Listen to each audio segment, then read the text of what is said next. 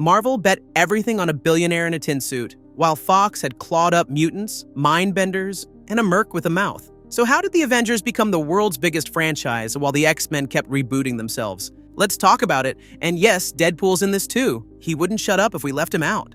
It's 2012. The Avengers hit theaters, and suddenly, superhero movies aren't just for comic book nerds. They are the main event. Iron Man, Cap, Thor, Hulk, Widow, and Hawkeye, all assembled in that iconic circle shot. Instant classic. But here's the thing. The X-Men were already a decade into their big screen run. X-Men hit theaters in 2000, long before the MCU was even a twinkle in Kevin Feige's eye. It didn't just kickstart the modern superhero craze, it proved the genre could be more than spandex and camp. Hugh Jackman's Wolverine? Instant legend. And then there's Deadpool, the merc with a mouth. Talk about chaotic energy. Fun fact about Hugh Jackman, he wasn't the original choice for Wolverine.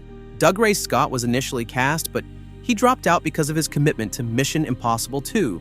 Jackman snagged the role at the last minute after Russell Crowe passed on it, but recommended him to the producers.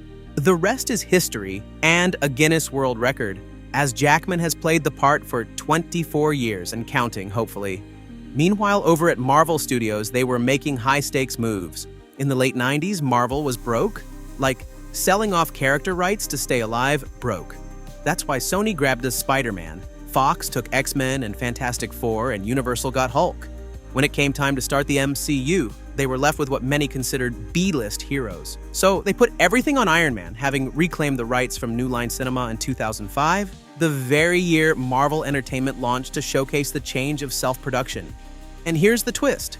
New Line Cinema let the rights lapse because its studio head dismissed the idea of making a movie, arguing that the character was just too ridiculous.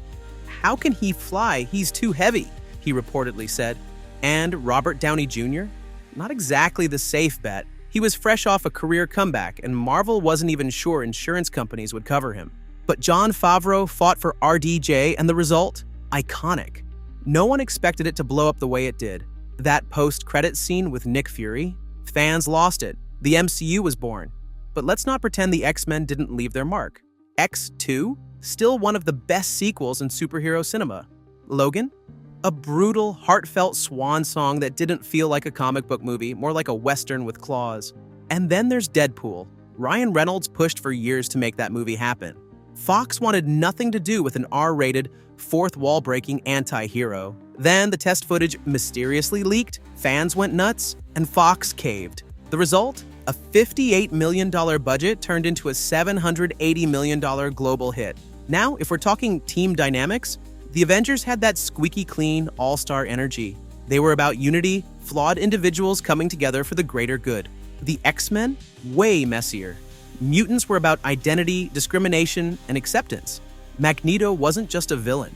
He was a tragic figure, shaped by trauma and a twisted sense of justice. He was so layered, sometimes you weren't sure if he was wrong. Plus, that Quicksilver kitchen scene in Days of Future Past? Still one of the coolest sequences in any superhero film. Marvel bet so hard on Iron Man that they put up as collateral the film rights to some of their biggest characters. Think the Avengers, Doctor Strange, Captain America, Black Panther, Hawkeye, Ant-Man, and Nick Fury to secure funding. If it flopped, they could have lost it all.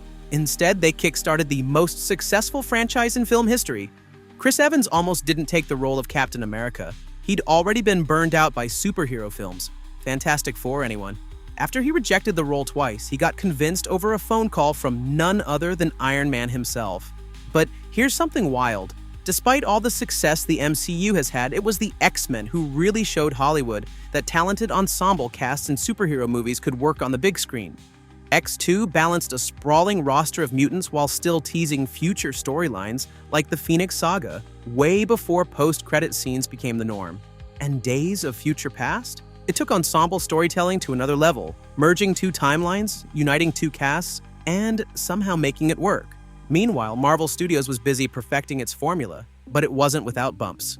The Incredible Hulk practically disowned. Thor, The Dark World, even the writers joke about it, but the payoff?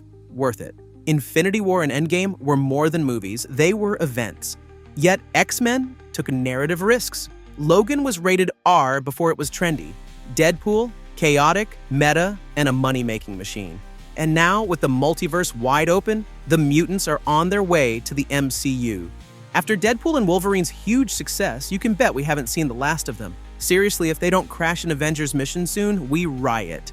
And with rumors swirling about Marvel soft rebooting everything in the upcoming Avengers movies, who's to say we won't see these beloved characters with new faces? Or better yet, Wolverine showing up at Avengers HQ, claws out, with Deadpool live streaming the whole thing. Because let's be real, this story, it's far from over. And if Marvel's taught us anything, the best post-credit scenes haven't even dropped yet.